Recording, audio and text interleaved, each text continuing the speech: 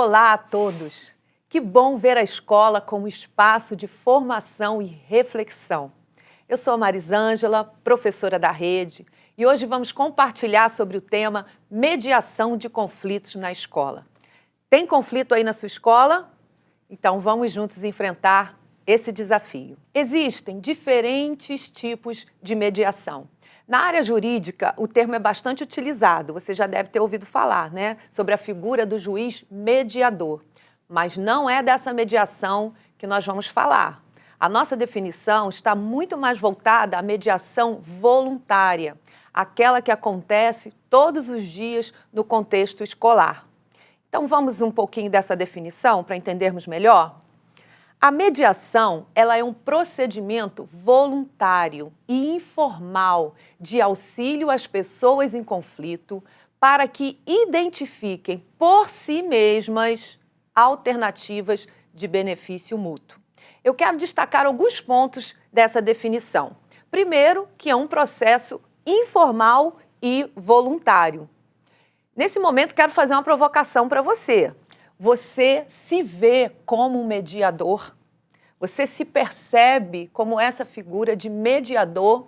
Ou você pensa, não, isso não é para mim, não combina com o meu temperamento. Mas o fato é que a gente pode aprender técnicas de mediação, porque, querendo ou não, nós acabamos exercendo esse papel por trabalharmos num ambiente onde as interações, as relações interpessoais acontecem o tempo todo, não é verdade?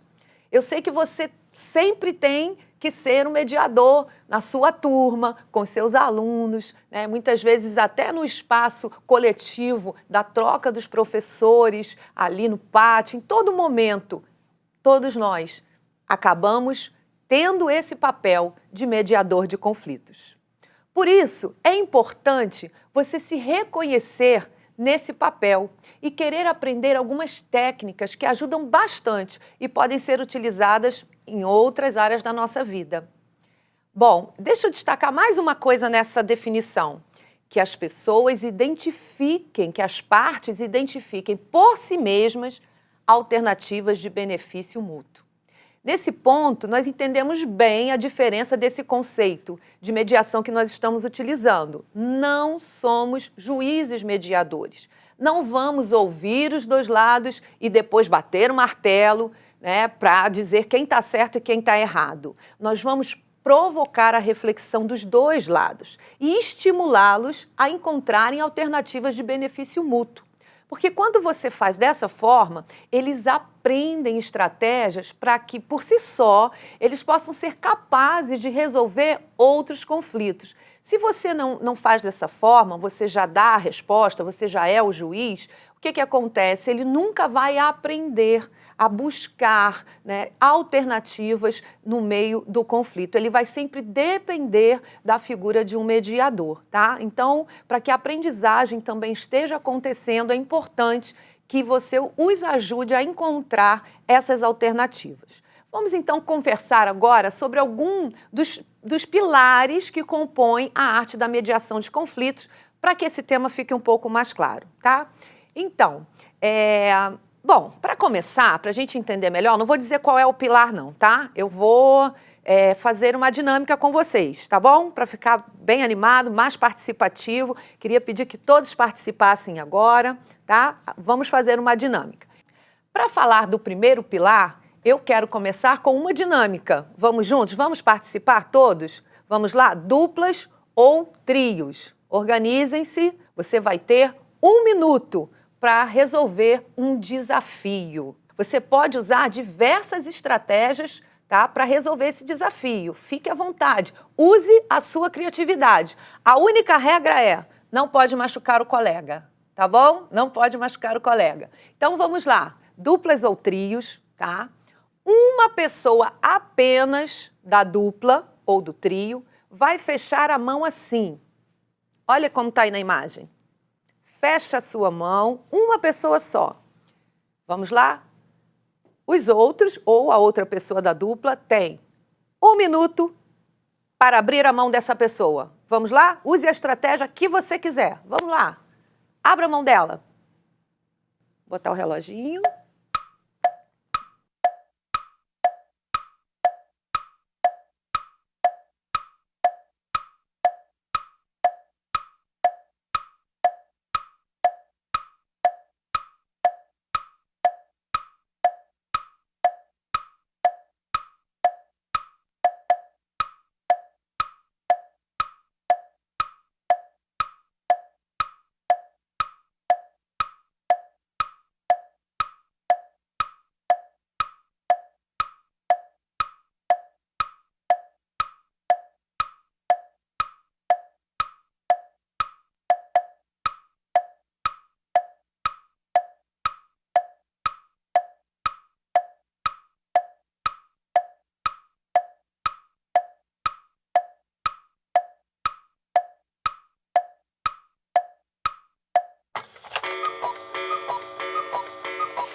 E aí, conseguiram? Quem conseguiu, quem não conseguiu? Tem gente que está com o coração duro, não abriu a mão de jeito nenhum. Alguns foram mais fáceis. Vamos compartilhar um pouquinho das estratégias que vocês utilizaram para abrir a mão do seu colega? Quem usou cócegas? Quem aí ofereceu dinheiro? Ofereceu uma nota de R$50 e o colega abriu a mão rapidinho. Quem ofereceu um doce, uma bala? Quantas estratégias poderiam ser utilizadas, mas você não podia desistir. Você tinha um problema a ser resolvido e você podia usar diversas estratégias. Qual estratégia que você usou? Mas agora eu quero te perguntar uma coisa. Não. Quem começou pedindo? Hein, gente? Quem começou pedindo? Esse é o nosso primeiro pilar, comunicação. Por que nós não começamos pela estratégia mais simples? Pedir. Talvez você esteja dizendo, não, Mari, eu comecei pedindo e não funcionou. Tudo bem, aí você pode tentar outras estratégias, você não vai desistir. Mas comece sempre pela comunicação, tentando a comunicação efetiva, tentando a comunicação assertiva, porque a comunicação, né, é aquilo que a gente tem de mais poderoso para que a gente possa resolver um conflito. Então, às vezes a gente complica tanto, vai pensar numa estratégia tão difícil e não tentamos nem o mais simples, pedir. Se você talvez pedisse com carinho, né? E outra coisa, em nenhum momento eu disse que era uma competição, tá? Em nenhum momento eu disse que era uma competição. É um trabalho de dupla, de trio, né? Então, todos ganhavam quando o desafio era conquistado. Mas a gente já fica um pouco competitivo. Imagina os nossos alunos, né? Imagina como eles reagem dessa forma, a gente pode entender melhor, tá? Então, comece pedindo, comece pela comunicação. A comunicação é sempre, né, um caminho incrível para a gente poder estar começando essa mediação de conflitos. Bom, eu quero te convidar a assistir agora um pequeno vídeo que eu gravei sobre esse tema, comunicação, como eliminar os ruídos da comunicação, como ter uma comunicação mais assertiva, tá? Vamos comigo assistir esse vídeo? Vamos lá, coloca o vídeo aí.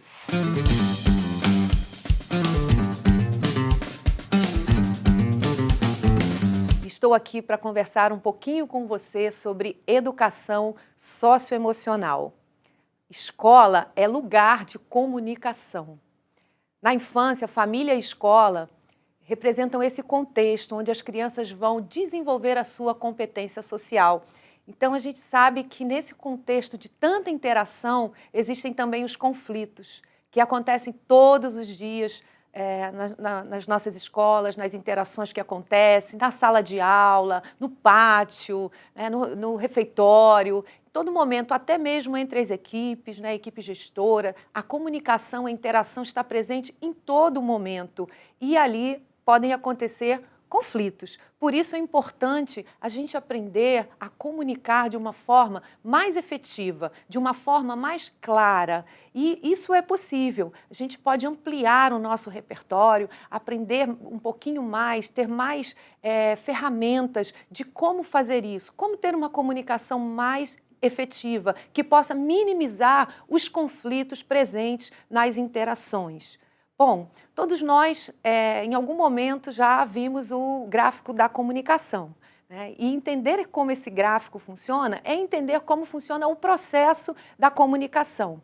Então, nós temos um emissor que deseja transmitir uma mensagem para o seu receptor.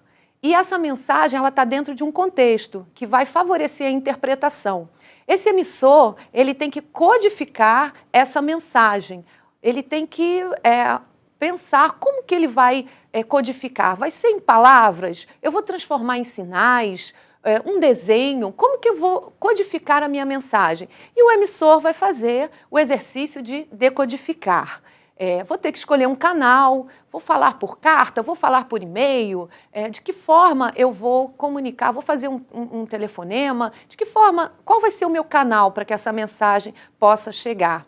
E esse receptor também, ele vai ter ali, quando receber e decodificar essa mensagem, o feedback, que é a resposta, então ali o ciclo da comunicação acontecendo.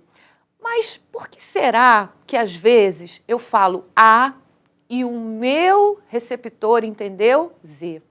Por que eu falei azul e ele entendeu vermelho? A gente se pergunta isso, né? E muitas vezes a gente fala, poxa, mas eu tenho convicção do que eu falei. Por que a pessoa entendeu errado? Então, a gente percebe que no meio desse caminho aí, essa mensagem pode sofrer ruídos. Ruídos na comunicação, ruídos que deturpam a nossa mensagem. E esses ruídos podem ser diversos. E quando a gente passa a conhecê-los, a gente consegue começar a tentar minimizá-los, eliminá-los, para que a nossa comunicação seja cada vez mais clara. Um ruído bem comum é o tom de voz. Pode ser um simples bom dia. Bom dia. Bom dia. Bom dia. Bom dia! Você percebe como é diferente? Um simples tom de voz pode trazer um ruído para essa comunicação. Pode dizer para mim, olha, ele está, posso falar com ele hoje, ele está tranquilo, ou então nem fale com ele, né? Nem olhe para ele porque ele está aborrecido. Então, o tom de voz ele pode comunicar empatia, alegria, mas também pode comunicar desprezo, pode comunicar chateação, e isso inserido na nossa comunicação pode ser um ruído que vai deturpar completamente a nossa mensagem. Outro ruído que é muito presente na nossa comunicação são os nossos gestos, expressões, a nossa postura corporal. Você já deve ter ouvido falar que o corpo fala. Então, nós temos que tomar bastante cuidado com isso também. É fácil perceber no outro, porque nós estamos olhando para ele, mas é difícil perceber em nós. Quando a gente olha para alguém, a gente diz assim, essa pessoa está chateada, essa pessoa não chegou bem hoje, e ela ficou com raiva daquilo que falaram. Mas e quanto a mim? É tão mais complicado perceber sobre mim mesmo. Então, a gente precisa prestar mais atenção. Como eu fico quando estou chateado? Você pode imaginar isso agora? Você pode tentar fazer aí, né, a expressão que você tem quando está chateado e que todo mundo percebe que você está chateado? Alguns, né, assopram assim, batem o pé, né, mudam a postura, cruzam os braços, vão apertar os olhos, né, alguns vão fazer alguma coisa com a boca, com o canto da boca.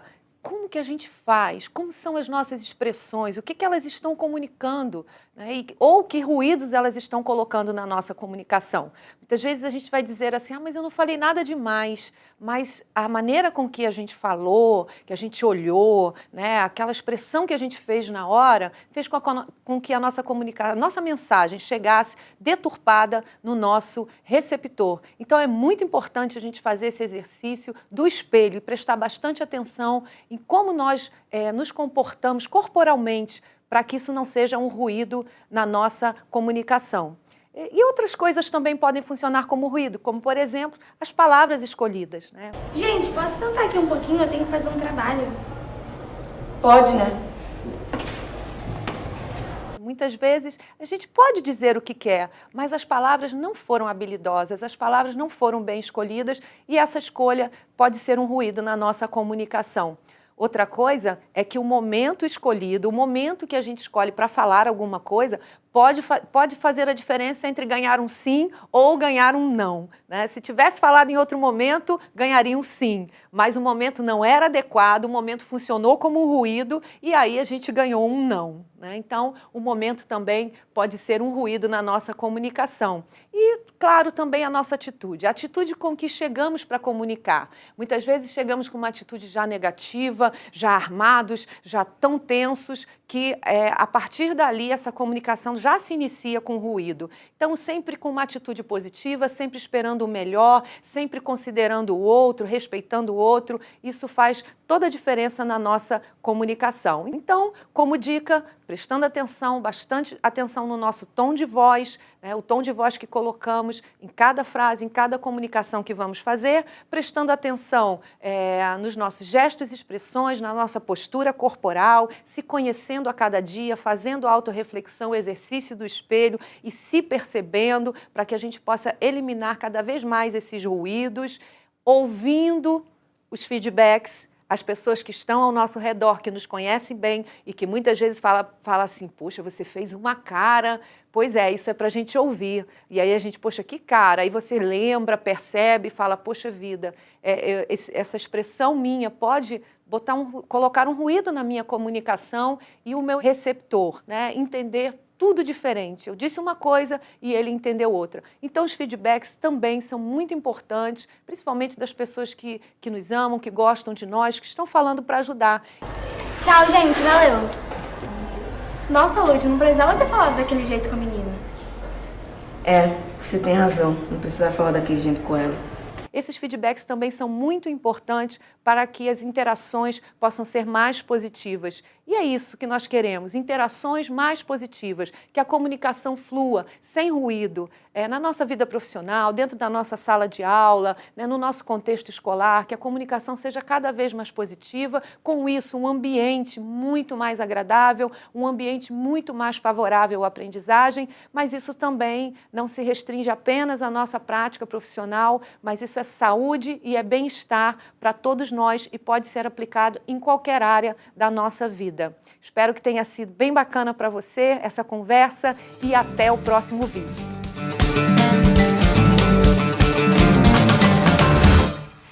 Então, perceberam quais são os principais ruídos geradores de muitos conflitos na comunicação? Quais que você lembra? Vamos falar junto comigo? Tom de voz, o que mais? Gestos e expressões, palavras escolhidas, momentos escolhidos, né? A atitude com que a gente chega para comunicar, às vezes estamos muito negativos, fechados, isso já funciona como um ruído. Pois é, dessa forma o mediador ele deve prestar bastante atenção no seu tom de voz, nos seus gestos, nas suas expressões faciais, no momento que ele está ali escolhendo para mediar, né, a sua atitude naquele momento, isso tudo faz toda a diferença no momento do conflito, tá? Outro importante segredo da comunicação é a assertividade. Ser assertivo significa ser capaz de defender os seus direitos ou os direitos de outras pessoas de forma calma e positiva, sem ser agressivo ou aceitar passivamente algo que você não concorda. Ou seja, né, como está de forma adequada à situação. Na verdade, esse é o nosso grande desafio, né? Fazer isso, trazer essa resposta, fazer essa defesa de forma adequada à situação.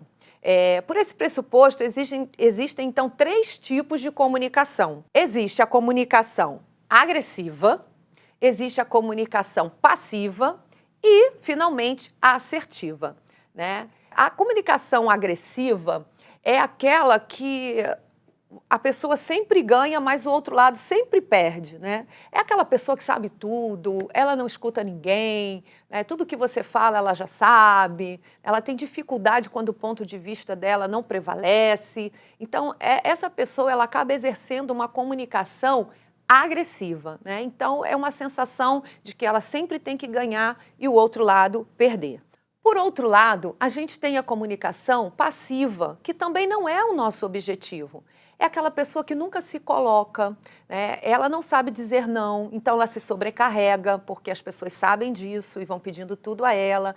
Ela prende as coisas, fica vermelha, mas não consegue se defender, não consegue falar e também isso não é saudável, não é esse tipo de comunicação que nós queremos, né? Principalmente para as nossas crianças. A criança que tem um modelo de comunicação passivo, raramente ela vai contar se houver um abuso, né? Ela vai se defender, então também não é uma boa opção, nem agressivo, nem passivo. Nós estamos falando de uma comunicação assertiva, né? Uma comunicação onde Não tem o lado que ganha e o lado que perde, mas os dois lados ganham. Os dois lados se escutam, os dois lados sabem se colocar sem ferir o direito do outro. Então, uma comunicação assertiva é, sem dúvida, um dos pilares da mediação de conflito e até da prevenção deles. Deixa eu dar uns exemplos para vocês entenderem melhor esse conceito de assertividade. Por exemplo, quantos já ouviram, né, na escola, ou já até utilizaram frases do tipo: isso é culpa sua. Quantas vezes eu vou ter que falar com você? Eu estou falando grego? Quando você vai tomar jeito? O que você fez? Não me diga que não fez nada. Desse jeito você vai ficar com nota baixa. Bom, esse padrão de comunicação ele está classificado como uma comunicação agressiva. Como eu poderia dizer, né, o que eu tenho que dizer, mas de maneira mais assertiva nessa comunicação com alunos? Está aí, ó, aí ao lado, essa coluna ao lado. Comentaram que você não cooperou hoje. Estou interessada em ouvir sua versão do que aconteceu. Como você acha que pode melhorar e evitar esse problema no futuro? Posso ver que você está chateado. Eu entendo. Vamos resolver isso? Posso te dar umas ideias. Você percebe como é diferente? Você faz a abordagem, você não deixa de intervir na situação, mas de uma maneira muito mais assertiva, né, deixando a comunicação agressiva de lado e a passiva também. Então, comunicação assertiva é muito importante, não só na mediação, como na prevenção de conflitos.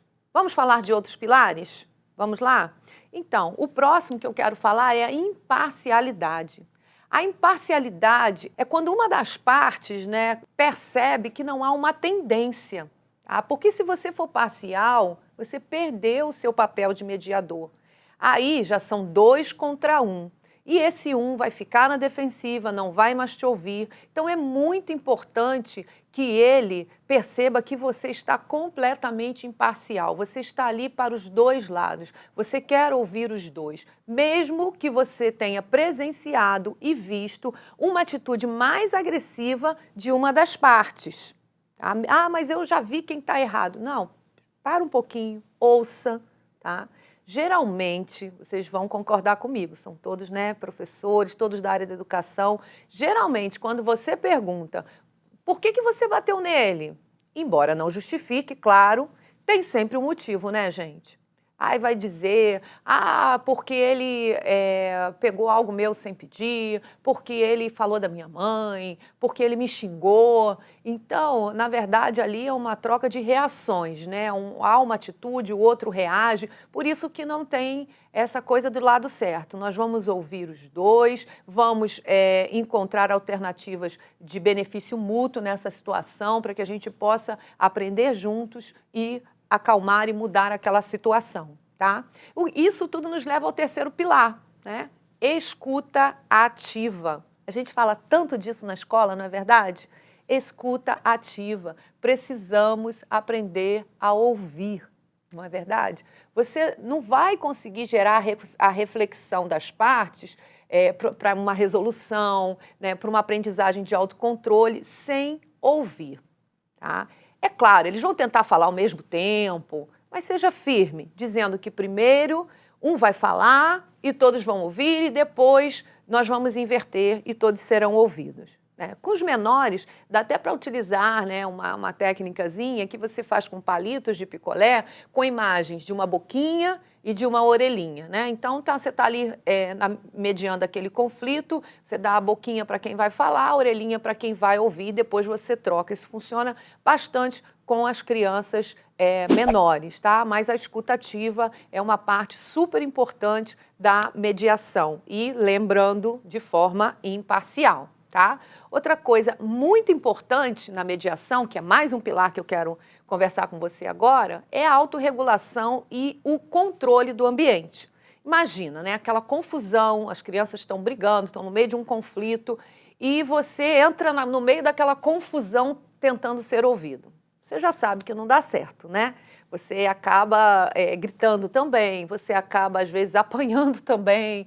Enfim, você entra no meio do conflito. O mediador, antes de mediar propriamente, fazer a mediação propriamente dita, ele precisa controlar o ambiente, trabalhar com a autorregulação das partes envolvidas e controlar esse ambiente, pedindo para respirar. Olha, respira, fica calmo, olha como é que você está, oferece água, controla o ambiente, acalma as partes, né?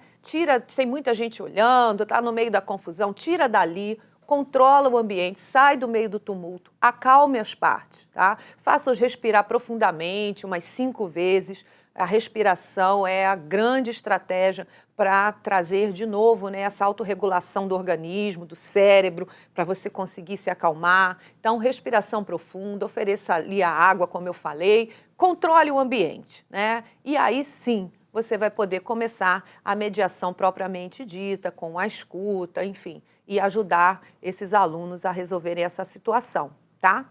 Outra coisa importante, outro pilar muito importante, é empatia.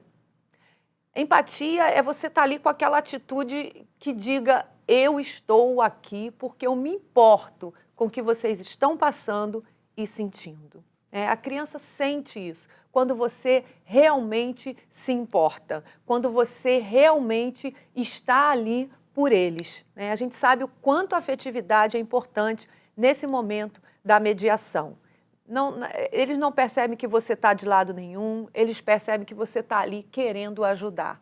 Então, a atitude de empatia é essencial nesse processo de mediação.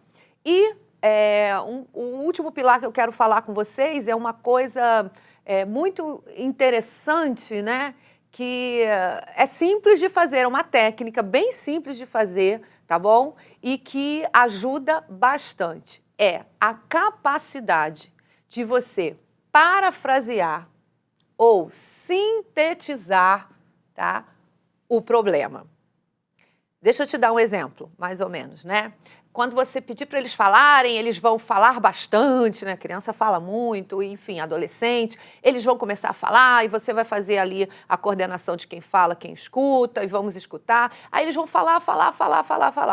Aí quando eles terminarem de falar, você ouviu as duas partes, aí você faz assim, ó. Ah, deixa eu ver se eu entendi. Então, vocês brigaram porque você pegou a caneta dele sem pedir? Foi isso? Vocês perceberam o que eu fiz? Eu simplesmente, né, redimensionei aquilo que parecia enorme, que eles levaram tanto tempo ali falando, eu sintetizei. E ao ser colocado dessa forma, tudo parece muito mais simples, não é? Então, quer dizer, isso tudo, essa confusão toda, foi por causa da caneta? Que ele não pediu e pegou? Foi isso? Né? Então, você sintetiza a situação para que as partes, ao ouvirem isso, elas pensem, a verdade é que toda essa confusão é fruto desse problema, que na maioria das vezes é bem simples. E aí, quando eles têm essa reflexão de que é mais simples do que eles estão pensando, aí a gente pode avançar para as alternativas de resolução, né? Como pedir que eles digam um ao outro como se sentiram, como é que você se sentiu quando ele pegou sem pedir? E como é que você se sentiu quando ele reagiu dessa forma? Então, você vai ali deixando que cada um coloque para o outro como se sentiu, como que eles podem fazer para não acontecer de novo, pedir que eles possam propor.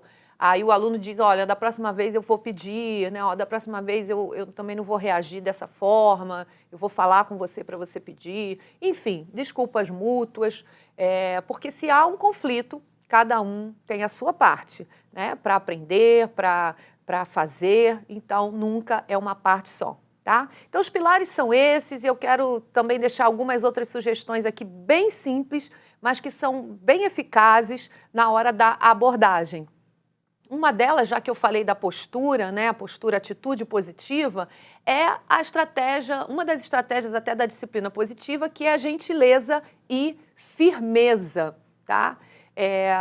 Você conseguir associar essa atitude de gentileza e firmeza. Esse é o grande segredo do educador, na verdade, gente. Por quê? Se você for só gentil, você não será ouvido, você será engolido, né? Por toda aquela situação ali, você sabe disso. Mas se você também for só firme, gente, professor só firme o tempo todo, né, os alunos já ficam, né, totalmente endurecidos em relação a ele, né? Eu odeio o professor, eu não gosto dele, enfim.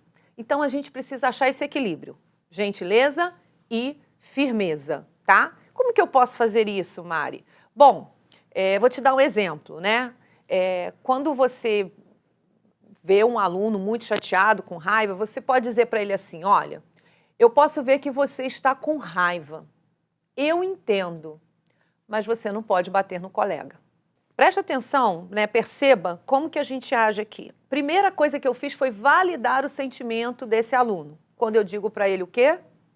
Eu percebo que você está com raiva, que você está chateado. Eu estou validando o sentimento dele. Nessa hora que eu estou sendo gentil. Mas aí eu digo para ele assim, mas não pode bater no colega.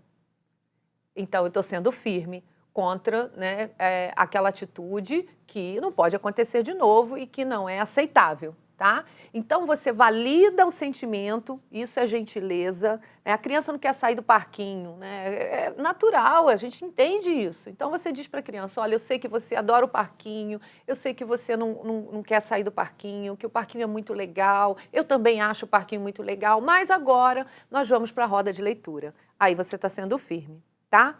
Então isso é uma coisa muito bacana de utilizar. Outra estratégia, escolhas limitadas. É bem simples também de fazer. Você chega para a turma e diz, vocês preferem fazer atividade de matemática antes ou depois do recreio? Né?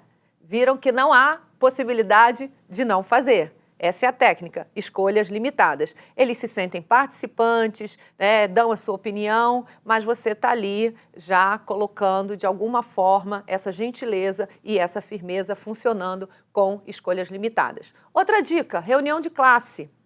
Porque eu sei que você está me ouvindo falando assim, Marisângela, se eu tiver que parar o tempo inteiro para ficar fazendo todos esses pilares da mediação de conflito, eu não dou aula.